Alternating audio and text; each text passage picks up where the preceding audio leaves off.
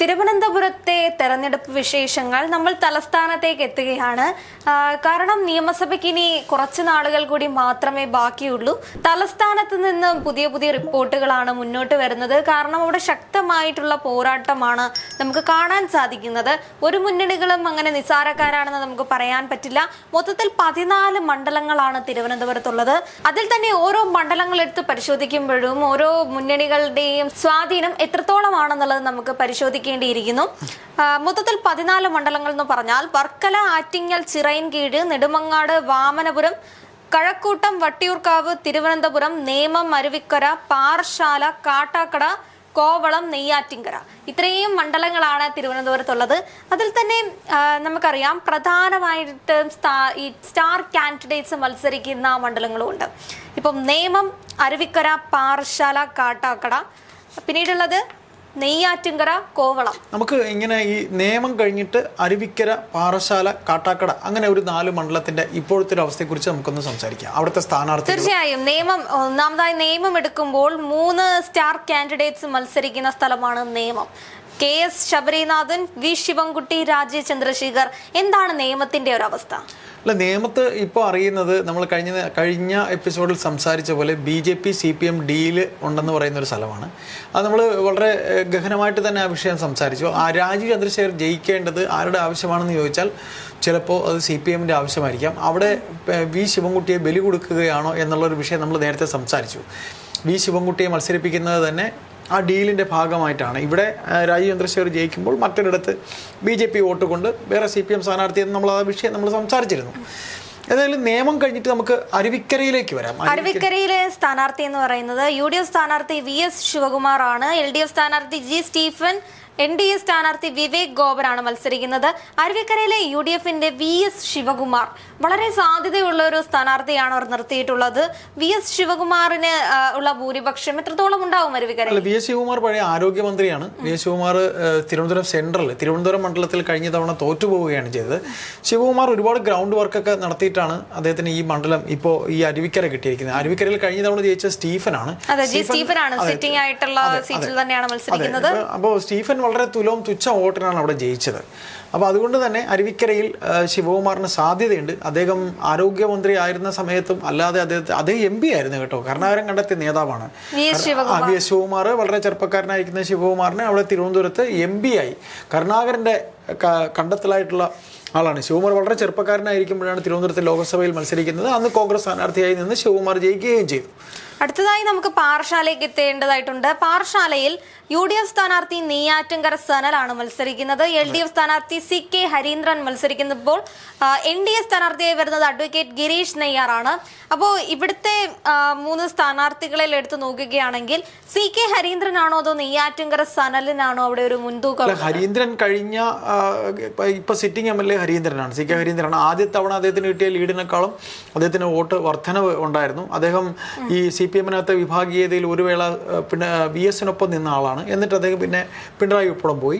അപ്പോൾ ഇപ്പോൾ പാറശാലയിൽ പക്ഷേ നെയ്യാറ്റിൻകര സനലാണ് സ്ഥാനാർത്ഥിയായിട്ട് വന്നിരിക്കുന്നത്.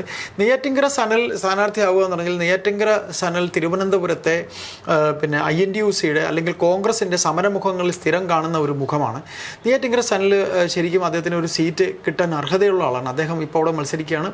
പാറശാലയുടെ പൾസ് അദ്ദേഹത്തിന് അറിയാം. ഹരീന്ദ്രൻ നായർക്ക് കഴിഞ്ഞ തവണ കിട്ടിയതുപോലെ ഈ BJP RSS വോട്ട് ഹരീന്ദ്രൻ നായർക്ക് കിട്ടി. ഈ ഹിന്ദു ഭൂരിപക്ഷവും പിന്നെ കുറച്ച് നാടാർ, ഹിന്ദു നാടാർ, ക്രിസ്ത്യൻ നാടാർ ഒക്കെ ഉള്ള സ്ഥലമാണ്. അതായത് നമ്മുടെ തിരുവനന്തപുരത്തിന്റെ ഏറ്റവും അങ്ങ് തെക്കറ്റം വരികയാണ് കന്യാകുമാരി, പാറശാല. ഇപ്പൊ പാറശാല കഴിഞ്ഞാൽ പിന്നെ കന്യാകുമാരിയൊക്കെ ആവുകയാണ്. അപ്പോൾ ആ പാറശാലയിൽ ഇത്തരത്തിൽ ഹരീന്ദ്രൻ നായർ ജയിച്ചിരുന്നെങ്കിൽ ഹരീന്ദ്രൻ നായരുടെ ആ ഇത്രയും കാലം കിട്ടിയിരുന്ന ആ ഒരു പിന്തുണ കിട്ടാനുള്ള സാധ്യത കുറവാണ്. കഴിഞ്ഞ 5 കൊല്ലവും നെയ്യാറ്റിൻകര സനൽ അവിടെ ശരിക്കും എവിടെയൊക്കെ എങ്ങനെയൊക്കെ എങ്ങനെ ഒരു പണിയെടുത്തതിൻ്റെ ഒരു പ്രതിഫലനം അത് ഉണ്ടാവാനുള്ള സാധ്യതയുണ്ട്. ആന്റി ഇൻകംബൻസി ഫലിക്കുന്നതുകൊണ്ട് തന്നെ ഇത് പിണറായി അറിഞ്ഞുകൊണ്ട് തന്നെയാണ് പാറശാലയിൽ വീണ്ടും നിന്നവർ തന്നെ നിൽക്കട്ടെ, സീറ്റുകൾ വീണ്ടും കൈമാറുന്നത്. ആ ഒരു വീണ്ടും ഒരു പുതിയ സ്ഥാനാർത്ഥിയെ കൊണ്ട് നിർത്തി കഴിഞ്ഞാൽ ഹിന്ദു നാടർ വോട്ടൊക്കെ മാറാൻ സാധ്യതയുണ്ട്, നായർ വോട്ട് മാറാനുള്ള സാധ്യതയുണ്ട്. നെയ്യാറ്റിൻകര സനൽ ആപ്റ്റായ ഒരു കാൻഡിഡേറ്റ് ആണ്. നെയ്യാറ്റിൻകര സനൽ ഗ്രൗണ്ട് വർക്ക് നടത്തിയിട്ടുണ്ട്. അതുകൊണ്ട് തന്നെ ഇപ്പോഴത്തെ ഒരു സ്പന്ദനം വെച്ചിട്ട് ആന്റി ഇൻകംബൻസി നന്നായിട്ട് ഫലിക്കുന്നുണ്ട്. പാർട്ടി തിരുവനന്തപുരത്ത് CPM എന്ന് പറയുന്ന പാർട്ടി 3 സെക്രട്ടറിമാരുടെ കീഴിലാണ് ഇപ്പോൾ പാർട്ടി പോകുന്നത്. പാർട്ടിയിൽ ഒരു ഐക്യം ഇല്ലായ്മ കാണുന്നുണ്ട്. അതുകൊണ്ട് തന്നെ ഹരീന്ദ്രൻ നായരുടെ വർക്ക് എത്ര കണ്ട് ഇതാണ് എന്ന് പറഞ്ഞിരുന്നാലും അദ്ദേഹം മണ്ഡലത്തിൽ ചെയ്ത കാര്യങ്ങൾ പറഞ്ഞ് വോട്ട് നേടാൻ ശ്രമിക്കുമ്പോൾ ഭരണത്തിലെ ന്യൂനതകൾ പറഞ്ഞുകൊണ്ട് നെയ്യാറ്റിൻകര സനലിന്റെ വർക്ക് നല്ല രീതിയിൽ പോകുന്നുണ്ട്. വിജയ സാധ്യത ഇപ്പോൾ ഈ അവസരത്തിൽ നെയ്യാറ്റിൻകര സനലിനാണ്. തീർച്ചയായും ഇനി അടുത്തതായി നമുക്ക് കാട്ടാക്കട പരിശോധിക്കേണ്ടതായിട്ടുണ്ട്. കാട്ടാക്കടയിൽ UDF സ്ഥാനാർത്ഥി MR ബൈജു ആണ് മത്സരിക്കുന്നത്. LDF സ്ഥാനാർത്ഥി IB സതീഷ് മത്സരിക്കുമ്പോൾ NDA സ്ഥാനാർത്ഥിയായിട്ട് വരുന്നത് PK കൃഷ്ണദാസ് ആണ്. അപ്പോൾ കാട്ടാക്കടയും ഒരു ത്രികോണ മത്സരത്തിന് നമുക്ക് സാധ്യതയുള്ള ഒരു മണ്ഡലമാണ്. ഇവിടെ MR ബൈജു, IB സതീഷ് LDFന്റെ കഴിഞ്ഞ തവണ കാട്ടാക്കട LDFനായിരുന്നല്ലോ ഉണ്ടായിരുന്നത്. അതെ, കാട്ടാക്കട കഴിഞ്ഞ തവണ ജയിച്ചത് IB സതീഷാണ്.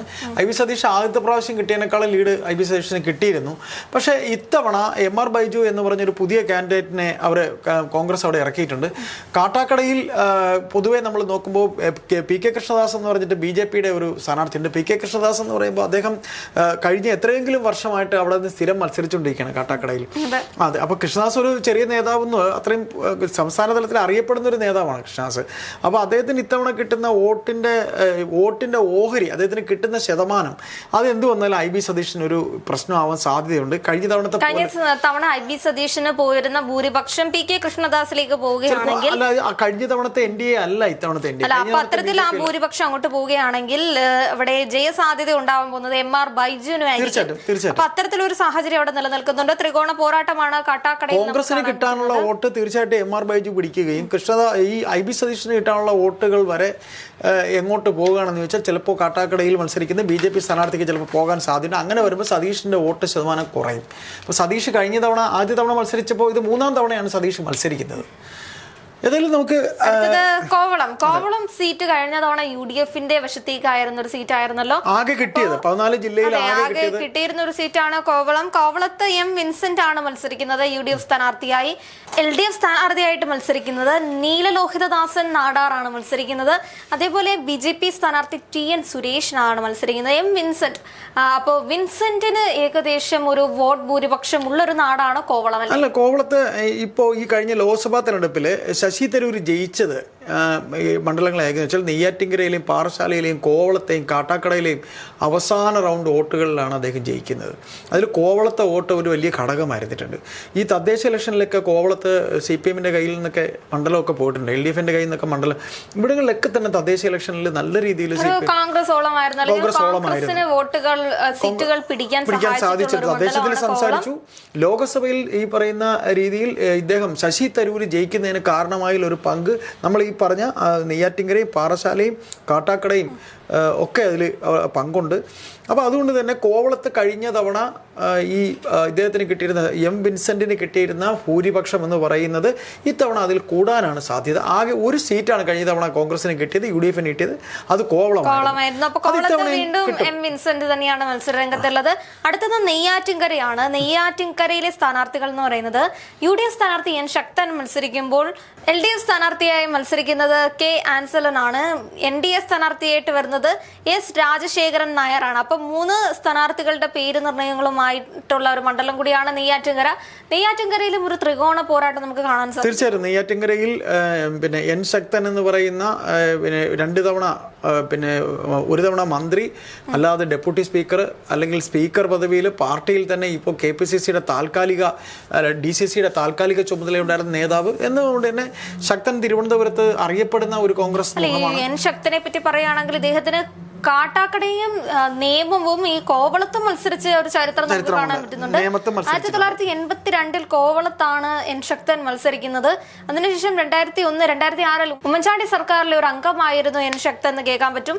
അതേപോലെ ഈ സമയങ്ങളിലൊക്കെ 2001-ലും 2006-ലൊക്കെ നിയമമായിരുന്നല്ലോ ഈ N ശക്തന്റെ മണ്ഡലം. അതിനുശേഷം കാട്ടാക്കടയിൽ മത്സരിക്കുകയുണ്ടായി. ഒരു തവണ തോൽവിയും ഏറ്റുവാങ്ങേണ്ടി വന്നിട്ടുണ്ട്. അതേ കാട്ടാക്കടയിൽ സിറ്റിംഗ് MLA ആയതിനു ശേഷം സിറ്റിംഗ് MLA സ്ഥാനത്ത് നിന്നാണ് 2016 നമ്മുടെ ഭരണമാറ്റം ഉണ്ടാകുന്ന സമയത്ത് എൻ ശക്തന് തോൽവി ഉണ്ടായിട്ടുണ്ട്. പക്ഷെ വലിയ ഭൂരിപക്ഷമൊന്നും ആയിരുന്നില്ലല്ലോ ചേട്ടാ അതെ തീർച്ചയായിട്ടും ഉണ്ടായിരുന്നത്. എന്ന് വെച്ചാൽ ഒരു മികച്ച അത്രയും ഭൂരിപക്ഷത്തിലൊന്നും അല്ല എൻ ശക്തന് തോൽവി ഏറ്റുവാങ്ങേണ്ടി വന്നത്.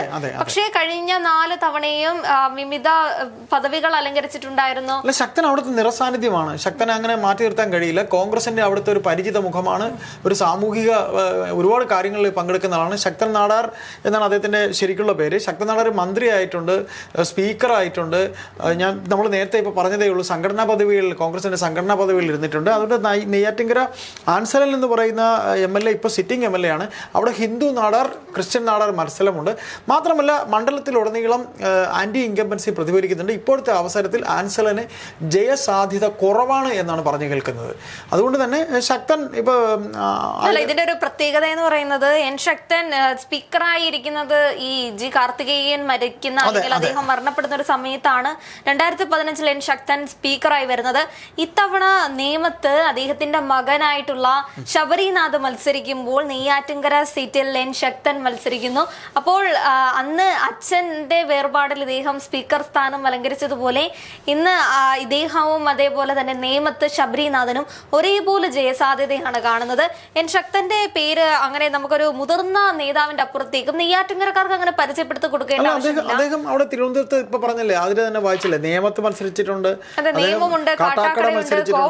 കോവളത്ത് മത്സരിച്ചിട്ടുണ്ട്, ഇപ്പൊ നെയ്യാറ്റിൻകര മത്സരിക്കുന്നു. അപ്പൊ ഇതെല്ലാം നോക്കുമ്പോൾ നെയ്യാറ്റിൻകര ഇപ്പോ പിന്നെ 10 വർഷമായിട്ട് ഭരണമില്ലാതിരിക്കുന്ന ഒരു പാർട്ടിയാണ് കോൺഗ്രസ്. അപ്പോൾ ഈ പറയുന്ന സ്ഥാനാർത്ഥികളെ ഈ പറയുന്ന സ്ഥലങ്ങളിലെല്ലാം നിർത്തിയിരിക്കുമ്പോൾ ഇപ്പോൾ കാട്ടാക്കട ആയാലും നെയ്യാറ്റിൻകര ആയാലും പിന്നെ അരുവിക്കര ആയാലും പാറശാല ആയാലും എല്ലായിടത്തും കൃത്യമായി 10 വർഷത്തെ ഗ്രൗണ്ട് വർക്ക് അവർക്കുണ്ട്. സിറ്റിംഗ് MLA മാർ എല്ലാം ചെയ്തു എന്ന് പറയുമ്പോഴും പിണറായി വിജയന്റെ ആ ഒരു ഇലക്ഷൻ സ്ട്രാറ്റജി ചിലപ്പോൾ ഈ പറയുന്ന 4ഇടത്തും വർക്കൗട്ട് ആവാൻ സാധ്യതയില്ല. ഇപ്പോൾ തിരുവനന്തപുരത്ത് നിന്ന് നമുക്ക് കിട്ടുന്ന ഒരു റിപ്പോർട്ട് അനുസരിച്ച് പിന്നെ നെയ്യാറ്റിൻകര സനൽ പാറശാലയിലും കാട്ടാക്കടയിൽ എം ആർ ബൈജുവും പാറശാലയിൽ നെയ്യാറ്റിൻകര സനൽ പാറശാല, നേമത്ത് KS ശബരിനാഥൻ, അരുവിക്കര VS ശിവകുമാർ, നെയ്യാറ്റിൻകരയിലാണ് നമ്മുടെ എൻ ശക്തൻ മത്സരിക്കുന്നത്. പിന്നെ കോവളം വിൻസെന്റിന്റെ തന്നെ സ്ഥലമാണ്. അപ്പൊ ഇത്രയും BJP കാട്ടിലും കുറച്ചും കൂടെ മുൻതൂക്കം ഉണ്ടാവാൻ പോകുന്നത് കോൺഗ്രസിന് തന്നെയാണ്. കോൺഗ്രസിന്റെ തിരുവനന്തപുരമാണ് ഒരു ഭരണം ആരാണ് ഭരിക്കേണ്ടത് എന്ന് നിശ്ചയിക്കുന്നത് തിരുവനന്തപുരവും കൊല്ലവുമാണ്. അതിൽ തിരുവനന്തപുരത്ത് കോൺഗ്രസിന് ഇപ്പോൾ ഒരു നല്ല മേൽക്കൈ ഈ പറയുന്ന ഇടങ്ങൾ ഉണ്ട് എന്ന റിപ്പോർട്ടാണ് നമുക്ക് കിട്ടുന്നത്.